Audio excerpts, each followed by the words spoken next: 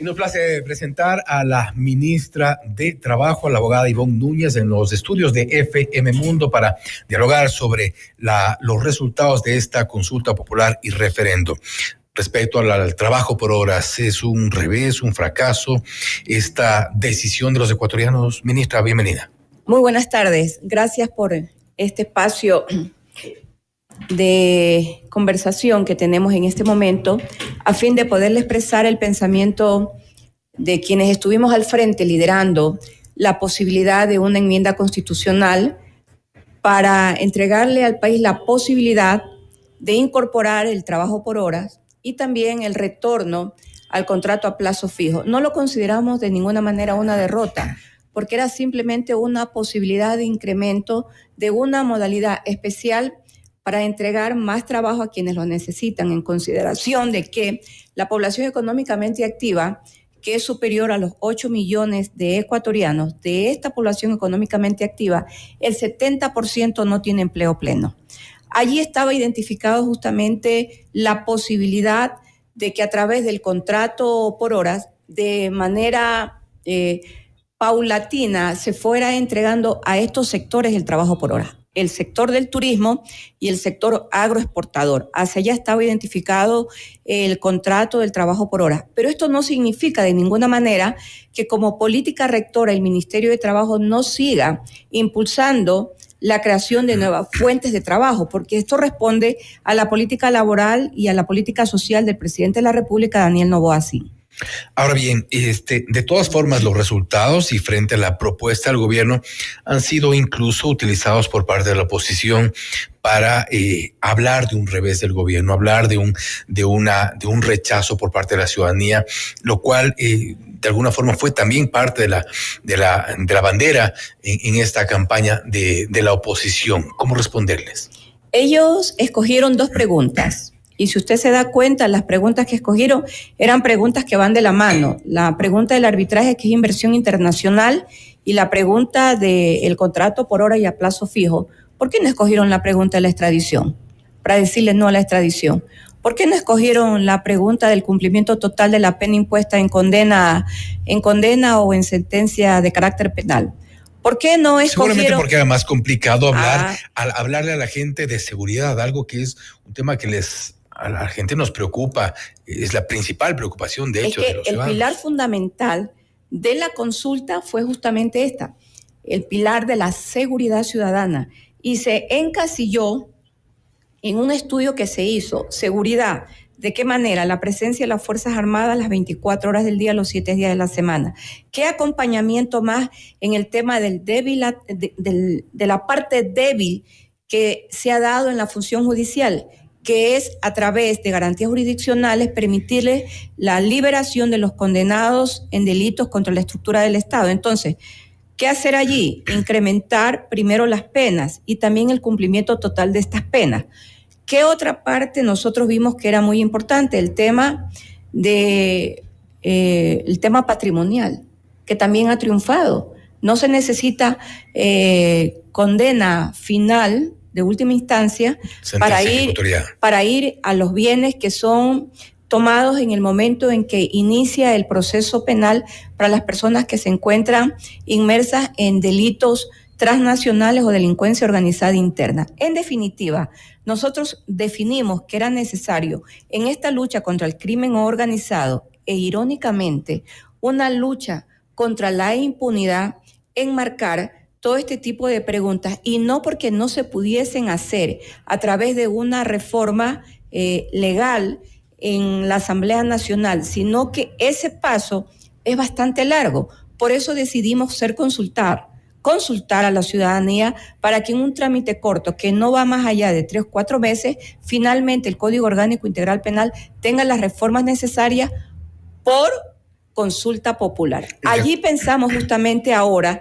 qué hacer con una parte que es muy importante, que es la incorporación de más mano de obras al mercado. ¿Por qué? Porque muchos jóvenes fueron cooptados por la delincuencia organizada. Nosotros siempre hemos analizado y hemos hecho el análisis contextual, las razones, causas y efectos. De esa manera hemos venido manejando la política laboral a través del Ministerio de Trabajo con el señor presidente de la mano. Ahora bien, para generar empleo necesariamente también hay que motivar al aparato productivo con un incremento del IVA, bastante complicado hacerlo. Se viene un poco cuesta arriba la situación en el ámbito laboral. Y me refiero un poco a esto porque quiero escuchar su lectura de la respuesta de los ecuatorianos a la pregunta del trabajo por horas. ¿Qué es lo que cree que pensamos los ecuatorianos para decidir eso? Yo creo que un poco se impuso el miedo y esta política mediática, que es una política que fue parte de uno de los momentos más trágicos de la historia de la humanidad, que fue repetir una mentira 1000 veces porque así se convierte en verdad, lo que se utilizó en la época del nazismo, una tragedia enorme utilizando justamente los mecanismos de la publicidad. Ahora, indudablemente con una guerra de alta intensidad en las redes sociales, desvirtuando, sacando de contexto la naturaleza primero del contrato por hora con la incorporación de todos los beneficios legales y sociales y también sacando de contexto el valor emitido por el Ministerio de Trabajo, que lo que hizo fue decirle al país la verdad. ¿Cuál iba a ser el valor del trabajo por hora? Pero hay un factor de desconfianza también de la gente en esta propuesta del gobierno. Quizá desconfianza porque no saben o no tienen claro hacia dónde va a ir la propuesta. Mire, lo que más llamaba la atención, y yo un poco decía, se suman a la legión de la mentira, porque decirle a una persona que ya tiene un trabajo que va a ser despedido, pregunto yo, ¿genera miedo? Claro que genera miedo. Genera miedo, lo nuevo genera miedo y genera miedo también cuando a usted le imponen a través de mentira falsedades. Entonces, estas falacias que fueron utilizadas por estos sectores para atacar no solo la pregunta del trabajo por hora, sino a toda la consulta. Y como yo digo, no atacaron las otras preguntas, se fueron por estas dos preguntas. La pregunta del trabajo por hora, la pregunta del contrato a plazo fijo y la pregunta del arbitraje internacional. Ambas preguntas, el tema del arbitraje internacional y el tema de la pregunta del trabajo por hora y el contrato a plazo fijo siempre irán de la mano. ¿Sabe por qué? Porque el tema de la economía va de la mano de la relación laboral y el tema de la relación laboral y el incremento de la producción va de la mano de los contratos. Ahora, pero si usted dice que esta mentira, según ustedes repetida así 1000 veces, se convirtió en verdad, quiere decir entonces que falló también la comunicación de ustedes para poder llegar con esta propuesta a la gente. Nosotros siempre vamos a actuar con transparencia, no necesitamos mentir. Siempre nosotros dijimos la verdad. No cabía entonces disputar mentira con mentira. Había que decir la verdad. Y yo digo algo, no se ha cerrado ningún círculo. Pero una verdad que no fue suficiente. Pero es una verdad nuestra contra una mentira que caló en las personas que le tuvieron miedo a que les quiten o les arrebaten su puesto de trabajo. Por cierto, los sectores empresariales debieron en su momento haber señalado de manera pública y decir que esto no era verdad y garantizar aquello. Sin embargo, lo hicieron de manera tardía. Pero, como yo digo, nosotros no convertimos a la respuesta ciudadana a través de este proceso democrático, que es el proceso de la consulta popular y de la decisión del pueblo, como una tragedia, de ninguna manera. ¿Sabe por qué? Porque nosotros no vamos a dejar de seguir generando fuentes de trabajo. Y aquí hay algo importante. Cuando impulsamos la ley del empleo en el mes de diciembre, nosotros tuvimos una arremetida feroz, pero aplicamos allí estrategias que fueron muy importantes. Y a la fecha, en menos de 4 meses, nosotros hemos generado ya contratos de trabajo en jóvenes comprendidos entre los 18 y 29 años de edad, aproximadamente 70,000 nuevos puestos de trabajo. Hemos hecho ya varios actos públicos en diferentes provincias y mire usted, ¿cuáles son las empresas que han generado fuentes de trabajo con la ley del empleo, beneficiándose de los incentivos tributarios? Las empresas agroexportadoras. Por eso el Ecuador de hoy comienza a conocer una realidad a través de la cultura laboral para entender, por ejemplo, que la región interandina, las provincias de Tungurahua, Cotopaxi y Pichincha son las principales provincias que generan fuentes de trabajo en el sector agroexportador. También lo hace la provincia de Manabí, también lo hace la provincia de Los Ríos. Y a mí hay algo que me motiva mucho, que es lo siguiente. A partir del 1 de mayo, el Ecuador entra en vigencia con China a través del comercio internacional conocido como el Tratado de Libre Comercio. Y nosotros tenemos en el catálogo de nuevos productos de ingreso al mercado de China, producto de las 3 regiones del Ecuador. Tenemos sandía, uvilla, arándanos, pitahaya, ya no la clásica exportación del banano. ¿Qué va a generar esto? Esto indudablemente va a generar nuevas fuentes de trabajo porque se requieren incorporar más productos y que ingresen al mercado chino. De tal manera que la relación producción, mercados laborales en el extranjero va a tener una repercusión en el incremento de trabajo en el mercado nacional. Ministra, y quisiera, sí creo que es importante un poco ya avanzar de aquí, más allá del análisis político de lo que pueda pasar con este resultado, que creo que es importante hacerlo, pero yo quisiera ser un poco más propositivo en esta entrevista, y es hablar de las modalidades de trabajo, las modalidades que están vigentes, las alternativas que tiene hoy por hoy la gente con nuestra normativa actual y cuáles son los pros y contras de ciertas normativas. Me refiero, por ejemplo, al trabajo en tiempo parcial, a las contrataciones por obra cierta, por ejemplo, ciertas modalidades que pueden ser útiles, pero que no son utilizadas en algunos casos, por ejemplo, por falta de claridad en los acuerdos ministeriales, falta de claridad en la propia normativa o a veces en la reglamentación. Hay también temor por parte de empresarios en ejercer ese tipo de contrataciones. ¿Cuáles son las alternativas? A ver, nosotros tenemos una ley que yo siempre me reí del surgimiento de esta ley, que es la Ley de Apoyo Humanitario, que trajo de la mano una modalidad de trabajo que le llamó el famoso contrato emergente. Uh-huh. Siempre me dicen, derogue el contrato emergente. Yo les digo, yo no puedo por Ministerio de Trabajo derogar el contrato llamado contrato emergente, porque está dentro de una ley. He ido a la Asamblea Nacional y les he solicitado que se torna urgente que esta ley de apoyo humanitario, que ya no tiene razón de ser y que el año pasado en la presidencia del expresidente Guillermo Lasso la vetó parcialmente y no se la pudo derogar. Esa ley ya no tiene razón de ser, esa ley tuvo razón de ser en el momento. ¿Cuál es el problema con el contrato emergente? El contrato emergente es que no le genera estabilidad. Básicamente el contrato emergente nació por un requerimiento de condiciones laborales en el país. Surgió a raíz de la pandemia. Uh-huh. Por eso es que las modalidades de trabajo a veces responden a las realidades. Mire usted, yo hoy día conversaba con algunos funcionarios y les decía, cuando nosotros hablábamos en el Ecuador hace 8 años atrás del teletrabajo, nos miraban como seres raros. Me decían a mí que yo era una vaga por querer impulsar el teletrabajo. Yo le decía, el teletrabajo existe en el mundo entero.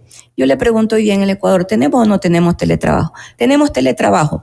El hecho de que no haya sido aprobada esta pregunta en este momento no significa que posteriormente, por condiciones laborales o por condiciones mismas que se pueden dar en el seno del legislativo, la reforma laboral pase. Más aún cuando nosotros tenemos que dar cumplimiento a todos los derechos adquiridos de los trabajadores.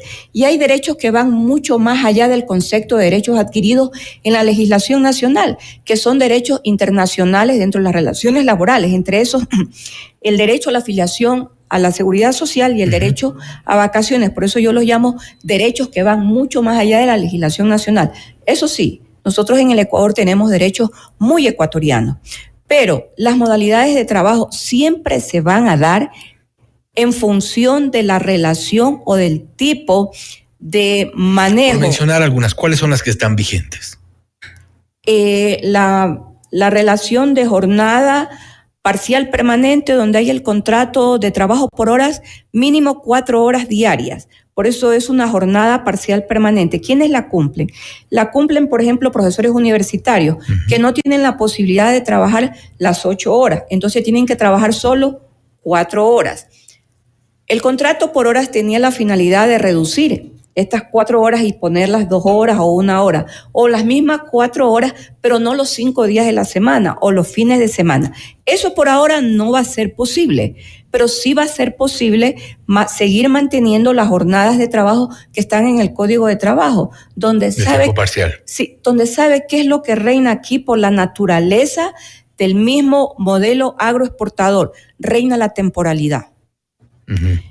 Y esa temporalidad va a ser que, por ejemplo, en ciertos meses se incrementen contratos de trabajo por el cumplimiento de ¿qué? Por el cumplimiento de las exportaciones. Entonces, en el mes de junio, para darle un caso concreto, se incluye una cantidad de contratados en el sector donde existe la zafra, en los ingenios azucareros. Se contratan a partir del mes de junio. Estos contratos tienen una vigencia hasta el mes de diciembre. Allí muere el contrato. Y así le podría ir señalando cómo el sistema agroexportador es el que fomenta el mayor número de contratos en el sector privado del país. Tienen un reto gigante en adelante para las reformas al Código Laboral, porque creo que es importante también plantear otras alternativas que no han sido posibles ahora en la consulta. Mire, el Código Laboral ha sido el código más reformado en el Ecuador. Ni siquiera otros códigos, el mismo Código Civil que tiene también... Pero incluso así requiere nuevas reformas. Muchísimos años. El Código de Trabajo requiere reformas, por supuesto que sí, y reformas urgentes. Y le voy a dar un caso. La utilización de la inteligencia artificial, ¿dónde la tengo yo que regular? La tengo que regular en el Código de Trabajo, así como fue regulada en el año 2017 el tema del acoso laboral por cumplimiento del convenio 190 de la OIT. Y como lo hicimos también en su momento con el tema de la incorporación del teletrabajo. Para mí, el tema de haber puesto en el debate nacional el contrato por hora fue fijar una realidad nacional, que la era la realidad, por supuesto que la era la realidad. Pero también hay un hecho importante, 1.700.000 ecuatorianos en la informalidad y el Ministerio de Trabajo está preparando la política para convertirlos en trabajadores formales. ¿A través de qué? De la asociatividad, organizarlos a ellos, asociarlos a ellos, para que ellos se conviertan de esta manera en sus propios empleadores y puedan generar sus propias afiliaciones al Seguro Social. Y estoy trabajando de la mano con el viceministro de Trabajo de Colombia, con quien estamos intercambiando algunas experiencias que ya en Colombia se han dado. ¿En el caso de quién? En el caso de las personas que son repartidores, el caso de las personas que reparten comida o llevan productos a domicilio en las motos. Son realidades nuevas que van surgiendo y que el Código de Trabajo no las tiene reguladas. Entonces tenemos que entrarlas a regular. Y esperamos, sin embargo, que se den las reformas que tengan que darse, pero el fomento al empleo creo que es una de las prioridades de este y de cualquier gobierno. Ministra, no quiero terminar la entrevista sin antes preguntarle cómo avanza la denuncia que usted presentó en contra del expresidente Rafael Correa por traición a la patria. En la siguiente fase, reconocimiento de firma, apertura de la indagación previa y voy a solicitar todos los impulsos fiscales que yo considero pertinentes a fin de ir incrementando en la indagación previa lo que se conoce. ¿Con qué va a aportar usted? Las solicitudes de lo que se conoce en esta primera fase, que son los elementos de convicción. Todas las peticiones a los medios de información donde el sujeto denunciado incitó a la posibilidad de una guerra entre dos pueblos hermanos, Ecuador y México, y también culminó al cierre del Golfo de Guayaquil, donde ingresa y salen el 80% de las exportaciones de Guayaquil. ¿Y sabe por qué lo hice? Porque el mismo Código Orgánico Integral Penal señala que cuando se conoce una noticia crímenes, la persona que conoce tiene que ponerlo en conocimiento de la Fiscalía. ¿Va a ir hasta el final o es un tema coyuntural? No, yo voy a ir hasta el final, hasta donde corresponda, porque la indagación previa no solo que tiene un día, 2 días, un mes, 2 meses. Hasta 2 años. Tiene hasta 2 años por el tipo de delito de investigación. Y hay que hacerlo, es necesario porque el país necesita ser defendido, los ciudadanos también. Yo creo que el Ecuador el día de hoy comenzó a escribir una nueva historia y esa historia tiene una base, la base de la seguridad ciudadana, de la mano con todas las instituciones. Cuando yo hablo de la reinstitucionalización del Estado, hablo de verdad y básicamente del sistema judicial. Y de eso se trata, que los ciudadanos tengan confianza en el sistema judicial, que la generación de paz y de estabilidad institucional no solo sea de un día, sino que sea permanente, sea estable y sea nuestra para siempre. Le quiero hacer una pregunta porque, volviendo un poco al tema del empleo, a propósito sujeto denunciado. En este caso, el expresidente Correa, él dice que en sus declaraciones usted ha dicho que hay 70,000 nuevos empleos. Además, él indica que hay una reducción del empleo de 15 a 20 años, 3,076, de 21 a 30 años, 20,160. Cifras que no coinciden. A ver, el Ministerio de Trabajo registra al año más de 700,000 actas de finiquito. En cada mes se registran de 50 a 70,000 actas de finiquito.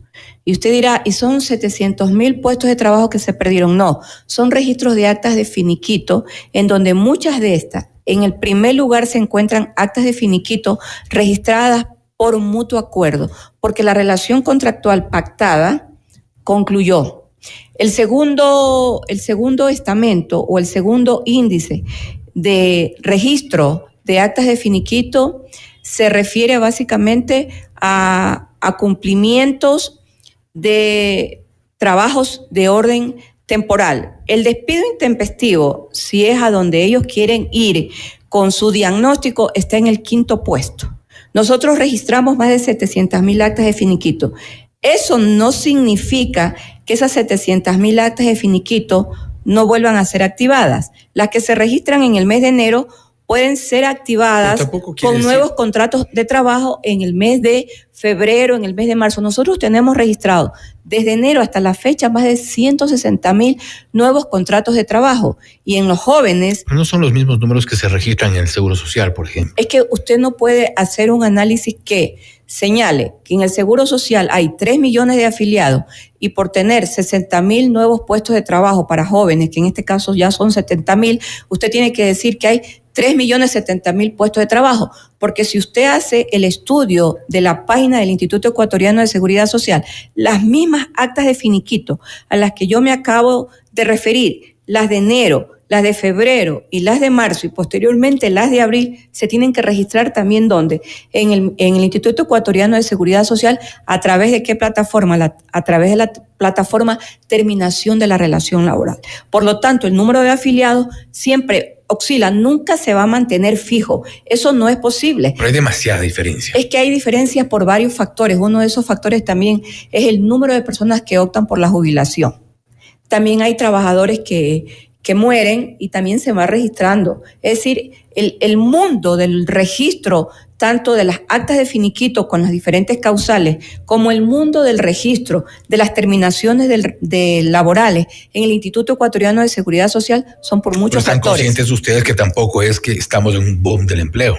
No estamos en ningún momento del famoso boom del empleo como se lo pueda concebir, pero yo le puedo decir algo si hago un diagnóstico, que es el siguiente. Nosotros con los 70,000 puestos de trabajo con los jóvenes, aproximadamente llegamos al 25% del total de la masa salarial del sector público. El sector público no tiene posibilidad en este momento para crecer, ya no es posible. Nosotros estamos llegando a más de 370,000 servidores públicos en este sector y ese gasto es de $1,221 millones al año.